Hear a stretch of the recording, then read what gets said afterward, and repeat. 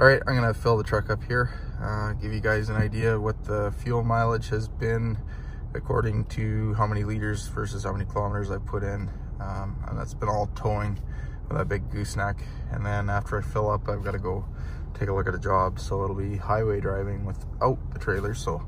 And it's probably gonna be 300 kilometers, or yeah, probably almost 200 miles. So I'll give you an idea as far as what the empty mileage is then, and I'll fill it up afterwards. So yeah, it'll be interesting to see. Right now it says 4.4 kilometers per liter. That's probably, I don't know how to change that. Remember how to go back into these settings, display setup, units. 47 miles to empty. Yeah, I know I'm empty. Okay, so fuel economy there, that's 10.4. That'd be US miles to the gallon. And then display setup, units. Yeah, 76K, got it. Fuel economy, 22.5 liters per 100K. So for those of us that are north of the border and work with imperial gallons, you can take that 10.4 or whatever your US miles to the gallons is and multiply it by 1.2, and that gives you miles per imperial gallon. So I'll fill it up here and see what it takes. And for diesel additive, that's what I use. I actually am an AMSOIL dealer. Been using it for a long time. I've had a lot of experience with it and highly recommend it. I can go into details about it, but I'm not really trying to document that right now.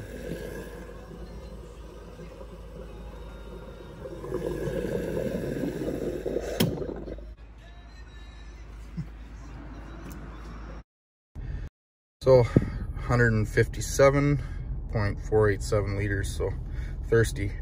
They got a 60-gallon truck or tank in them, sorry. The other truck's 38, so it doesn't take that much. I can squeeze about 138 to 140 liters in there if I run it low, which is never really a good thing with a diesel. So we'll reset the trip meter and do some mileage calculations here. I've got an app on my phone, so I'll try and take a screen recording of it and then go over it afterwards.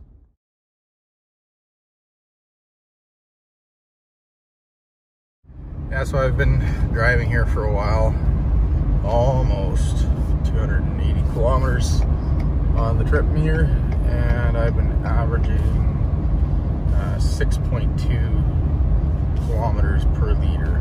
I'll switch that over to liters per 100K and also miles to the gallon when I stop here.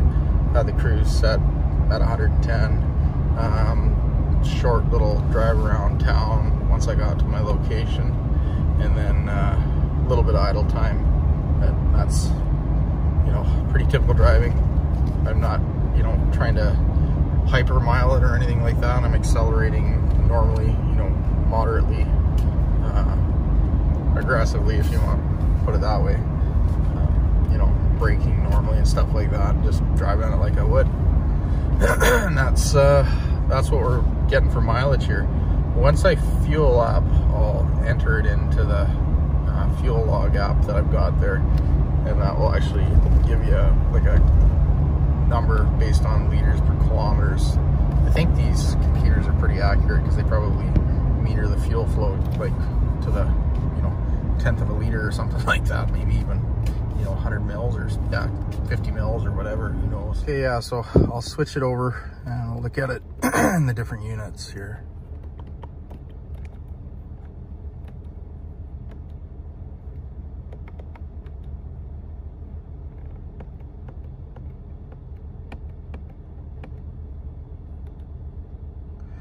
So 14.8 US miles to the gallon is what I've averaged there.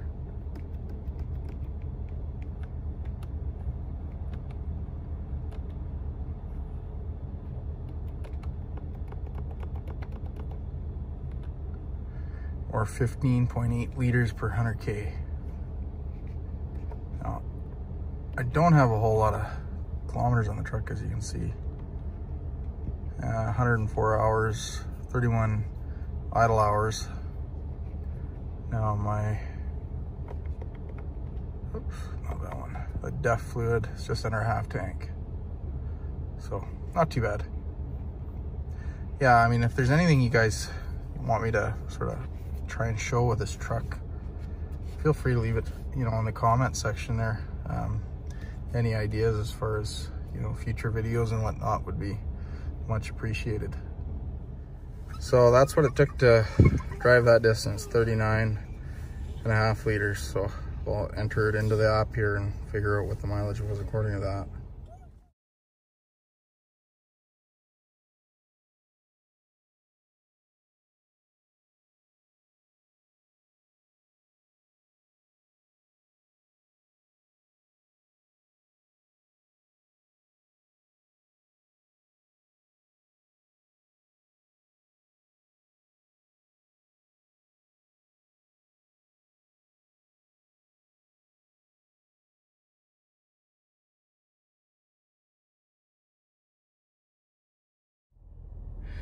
Yeah, so the mileage was quite surprising actually.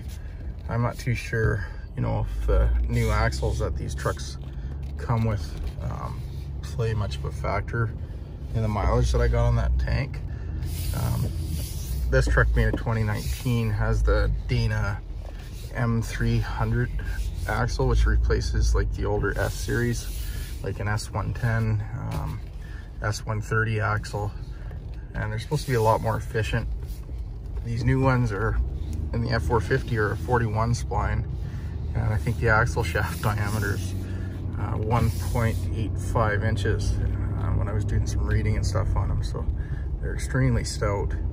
The F-350 uses an M300 axle as well, but I think it only uses 35 spline axles, and the axle shaft diameter is not as thick, so it's same center section, but the axle tubes and the axle shafts and the, you know, overall strength of the axle is not exactly the same. There's probably, I don't know what the specs are.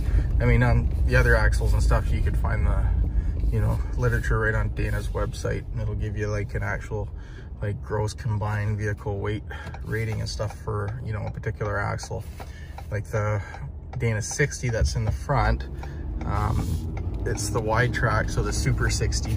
I'm not sure what they're rated at, but most Dana 60s and stuff are actually rated at like 10,000 pounds as far as Dana's rating and stuff goes. Like, you know, the older Sterling 10.5 inch rear end, I mean, same thing, 10,000 pounds, even though the manufacturers don't always rate them to that capacity because it's, you know, determined by the size of the wheel and hub and, you know, the bolt pattern and so on and so forth, right? Like, I mean, it's always determined with the, you know, the lowest common denominator, right? If your rims are only good for, you know, 3,750 pounds, which I think is what my 07 is rated at. I mean, it doesn't matter what the axle carries. I mean, it could carry 20,000 pounds, but, you know, your tires and rims are not up to snuff. It's the same thing, you know, load rating on tires. You can get, you know, tires that fit, I think, on like a Dodge Ram 1500, they, I believe, come with two 75/65 R20s, which were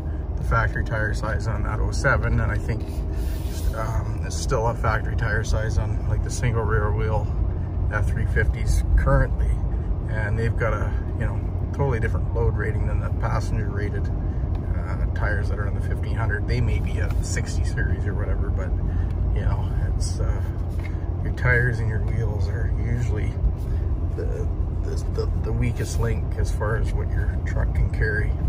But yeah, this truck has surprised me. So the Liometer, that's what I call it because it's not accurate, is saying 14.9 average miles to the gallon. That's US miles to the gallon. So even if you multiply that by 1.2 to get you the, you know, imperial miles to the gallon, which is what my app is configured to calculate it out at, it's not coming up anywhere near that. So I know that, you know, that it's hand calculated, it's correct at 20.4 miles to the gallon, which is really good. I was not expecting that when I first was driving this truck trying to break it in, and I wasn't, you know, obviously driving it at a steady speed. I was sort of modulating the speeds up and down, and you know, not going too fast. I was, I think, 18 miles to the gallon, or 18.2 or something like that on my trip meter. So I mean, it can do pretty good. I have no idea about regens. I don't know how often they actually go into a regen, so I don't believe I've had one yet. I've not had any information come up on the dash to say that I have. I've gone through just over a half tank of DEF fluid, so that doesn't seem to be going through that quick, which is good. And a lot of the miles that I've put on the truck so far have been towing, so I would say at least half of them. I'll take a screenshot of my fuel log app, and you can see that mileage jumps around quite a bit. Like when I'm towing, it's not quite I don't even think I'm getting 11 miles to the gallon. I'm getting around 10 and a half, something like that. But I mean, I'm in town, I'm not even getting up to highway speeds, and I'm towing max loads, so that's, you know, to be expected. It's a little bit harder on fuel towing than my other truck, according to the fuel mileage indicator on the dash. And the other thing I noticed is the other truck actually has a little bit better accuracy as far as what it says it is getting on the dash versus what I'm calculating in the app. So I'm trying to zoom in a little bit. It's starting to go blurry.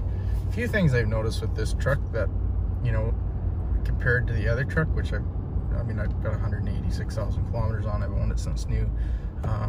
The seats are more comfortable, go figure, in the old truck. They seem to, maybe it's because it's a bit wider on the base, but it's not just me. I've had several people in this truck that have spent time in my other truck in the passenger seat, and they've all said the same thing. So that's a bit of a disappointment, because I mean, this thing's got, you know, fancy massaging seats, and I mean, they are comfortable, but I find the other one, it's just, you know, it's kind of like sitting in a lazy boy. It's firm, but it's a little more roomy. I don't know. I think it's just the seat width itself is narrower on this, so it makes it a little less comfortable.